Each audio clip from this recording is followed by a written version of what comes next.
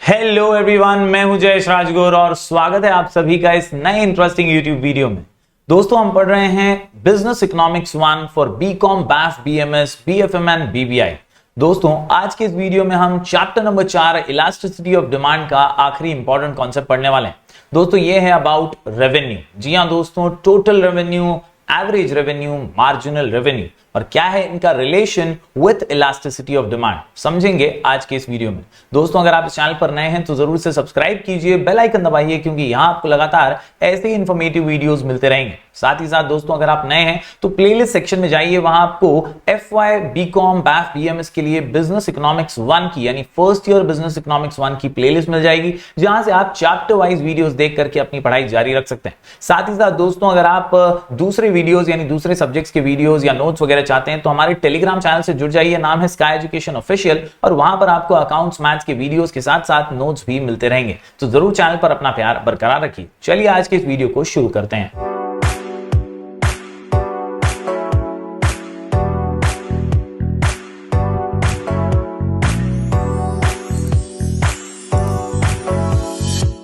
तो दोस्तों, ये रेवेन्यू आखिर होता क्या है? The term revenue refers to the receipts obtained by a firm or a seller from the sale of certain quantity of a commodity। यानी कुछ बेचकर जब फर्म कुछ कमाता है, कुछ रिसिप्ट हासिल करता है, कुछ इनकम हासिल करता है, तो उसी को हम रेवेन्यू कहते हैं। और इन्हीं रेवेन्यूज के हम तीन हिस्से या हम समझ सकते हैं इसको क्लासिफिकेशन ऑफ रेवेन्यू, जो कि है total revenue, average revenue and marginal revenue. जी हां दोस्तों, तीन अलग अलग क्लासिफिकेशंस हैं, जिसमें सबसे पहले अगर हम बात करें टोटल रेवेन्यू की, तो नाम से ही इसमें सब कुछ ऐड किया हुआ है।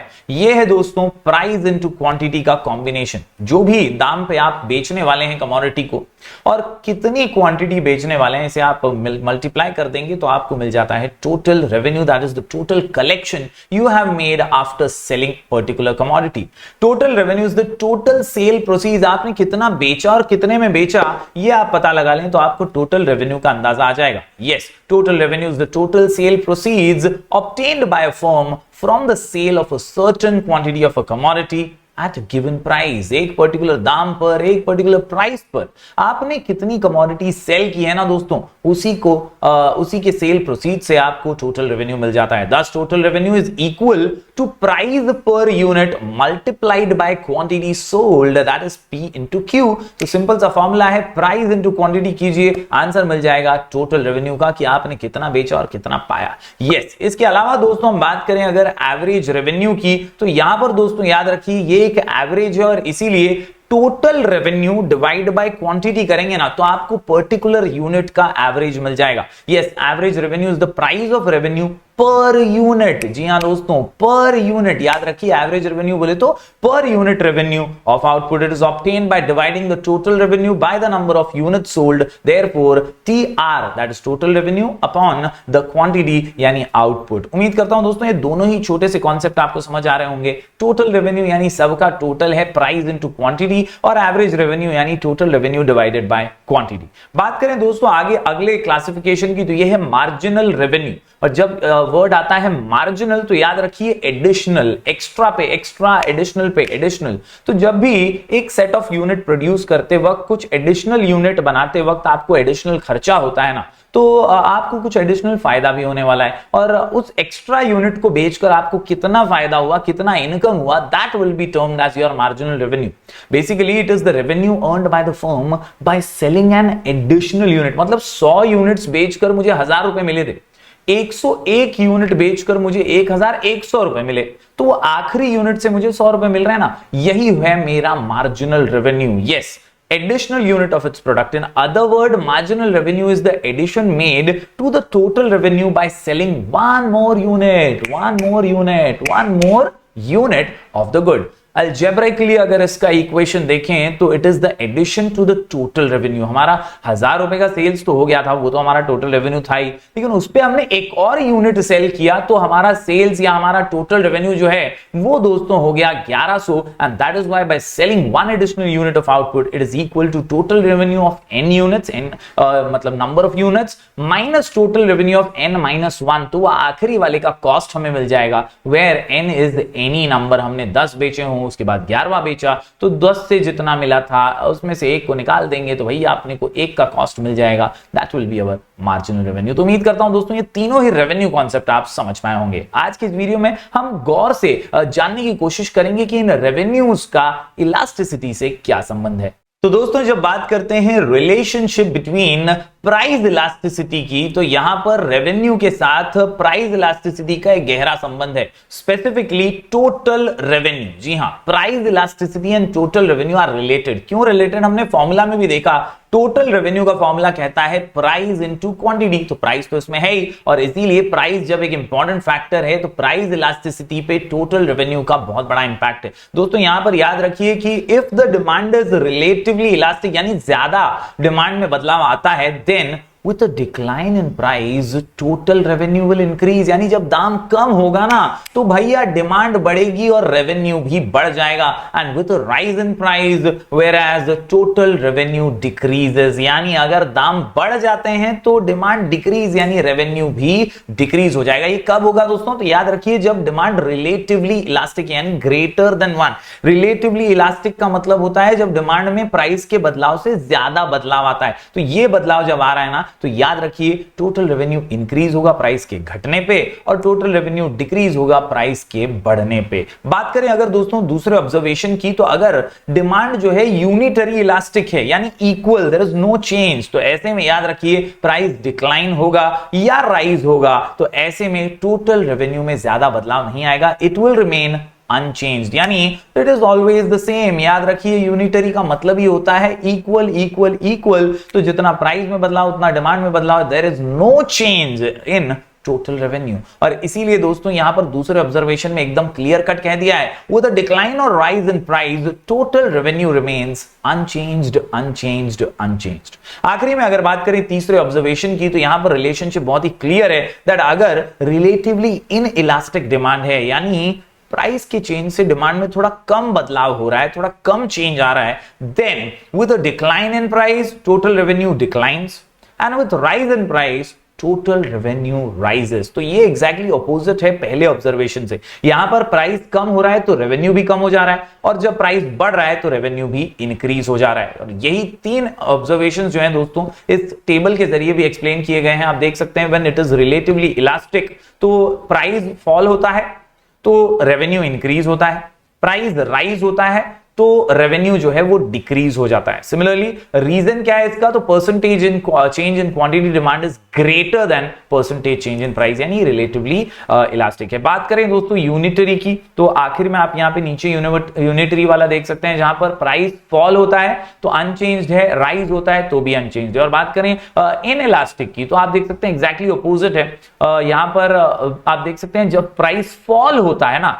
तो टोटल रेवेन्यू डिक्रीज हो जाता है और राइज के साथ टोटल रेवेन्यू भी इंक्रीज हो जाता है। तो बेसिकली दोस्तों when demand is elastic price and total revenue move opposite directions. आप देख सकते हैं यहां फॉल है तो यहां इंक्रीज है, यहां राइज है तो यहां डिक्रीज है, यही ऑपोजिट्स है ना दोस्तों, फॉल के सामने इंक्रीज, राइज के सामने decrease. Similarly when demand is inelastic यानी लेस डिमांड में इलास्टिसिटी है तो फॉल के सामने डिक्रीज है सेम डायरेक्शन, राइज के सामने इंक्रीज है सेम डायरेक्शन। आखिर में यूनिटरी की बात करें तो यहां पर कोई चेंज देखने नहीं मिलता है। उम्मीद करता हूं दोस्तों ये जो रिलेशनशिप है between price elasticity and total revenue आप आसानी से समझ पाएंगे। ये टेबल बड़ा ही मायने रखता है, इसको जरूर नोट डाउन कीजिएगा और नोट्स बनाते चलिएगा, क्योंकि कॉन्सेप्ट भले ही बहुत ही लेंदी दिखाई देता है लेकिन है बहुत ही छोटा सा और आसान सा। अगर ये टेबल भी आप लिख कर ले लें तो आपको पूरा कॉन्सेप्ट क्लियर हो जाएगा। चलिए बढ़ते हैं अब आगे with marginal revenue and average revenues relationships. तो दोस्तों जब बात करते हैं average revenue and marginal revenue की, तो इलास्टिसिटी के साथ एक अलग सा बिहेवियर यहां पे देखने मिलता है। जी हां, ये है इम्परफेक्ट कंपटीशन का एग्जांपल, जहां पर हम देख सकते हैं दोस्तों कि जब भी कोई सेलर प्राइस कम करके ज्यादा सेल्स करना चाहता है यानी कम नफे पे ज्यादा व्यापार करना चाहता है, तो ऐसे में दोस्तों उसके मार्जिनल रेवेन्यू और एवरेज रेवेन्यू पे इंपैक्ट तो पड़ता ही है। हो सकता है उसका टोटल रेवेन्यू बढ़े क्योंकि वो ज्यादा सेल्स कर रहा है, मगर मार्जिनल रेवेन्यू और एवरेज रेवेन्यू पे डेफिनेटली फर्क पड़ता है। The firms average revenue and marginal revenue will fall unit wise. जो उसका सेल्स है ना वो तो आप समझ सकते हैं कि टोटल रेवेन्यू में इजाफा कर रहा है, लेकिन यहां पर रेवेन्यू मार्जिनली और एवरेज वाइज फॉल हो रहा है। The rate of fall in MR is greater than that in average revenue, यानी MR जो मार्जिनल रेवेन्यू है वो तो बहुत ज्यादा गिर रहा है क्योंकि वो एडिशनल पे है ना, एक एक्स्ट्रा यूनिट पे है, तो मार्जिनल रेवेन्यू का फॉल बहुत जबरदस्त है as compare to average revenue. Consequently marginal revenue curve will lie below average revenue curve. आप देख सकते हैं यहां पर डायग्राम में भी आप देख सकते हैं ये जो है ये MR ये मार्जिनल रेवेन्यू कर्व है और ये जो AR है ये है एवरेज रेवेन्यू कर्व, दोनों का डाउनफॉल हो रहा है। एट पॉइंट सी आप देख सकते हैं यहां पर कि ये जो मार्जिनल रेवेन्यू कर्व है वो बहुत ज्यादा नीचे जाता है and MR curve lies half way between AR curve and Y axis. तो ये बहुत ज्यादा ही डाउनफॉल है। इसका डिमांड के साथ जो रिलेशन है उसका फॉर्मूला भी बहुत सिंपल सा है, average revenue divided by average revenue minus marginal revenue. और इसको अगर आप बेसिक वे में समझना चाहते हैं तो ये टेबल जो है आपकी मदद करेगा और आपको समझाएगा कि बॉस जब रिलेटिवली इलास्टिक डिमांड है ना तो एवरेज रेवेन्यू, मार्जिनल रेवेन्यू और टोटल रेवेन्यू में किस तरह का रिलेशन देखने मिलता है। The average revenue curve of firm is also the demand curve of the consumer, क्योंकि कंज्यूमर डिमांड कर रहा है तो एवरेज रेवेन्यू एक्चुअल में डिमांड कर्व ही है for the firms product. Therefore the elasticity of demand, underline कीजिएगा, elasticity of demand at any point on the demand curve is the same thing as the elasticity of demand on the given point on AR curve। यानी ये जो AR curve के ऊपर demand है ना ये same ही चीज है as per the demand curve। यहां पर दोस्तों याद रखिए elasticity on AR is elastic, marginal revenue पे पॉजिटिव, टोटल रेवेन्यू पे इंक्रीज हो रहा है क्योंकि भाई सेल्स बढ़ रहा है तो टोटल रेवेन्यू डेफिनेटली इंक्रीज होता है। मार्जिनल रेवेन्यू हालांकि पॉजिटिव है और उसमें चेंजेस भी दिखाई देते हैं। बात करें यूनिट पे यानी यूनिटरी इलास्टिक पे तो जीरो है मार्जिनल रेवेन्यू एंड कांस्टेंट है टोटल रेवेन्यू। बात करें इन इलास्टिक डिमांड की तो मार्जिनल रेवेन्यू नेगेटिव है, पूरी तरह से डाउन जाता है और टोटल रेवेन्यू जो है ये डिक्रीज होना शुरू हो जाता है। तो ये दोस्तों कुल मिलाकर के पूरा का पूरा रिलेशन है टोटल रेवेन्यू और मार्जिनल रेवेन्यू का विद इलास्टिसिटी ऑफ डिमांड। उम्मीद करता हूं दोस्तों ये सभी कॉन्सेप्ट्स आपको समझ आए होंगे। अब दोस्तों आखिरी कॉन्सेप्ट इस चैप्टर का लेते हैं, नाम है इसका importance of elasticity of demand. तो क्वेश्चन का नाम है importance of elasticity of demand.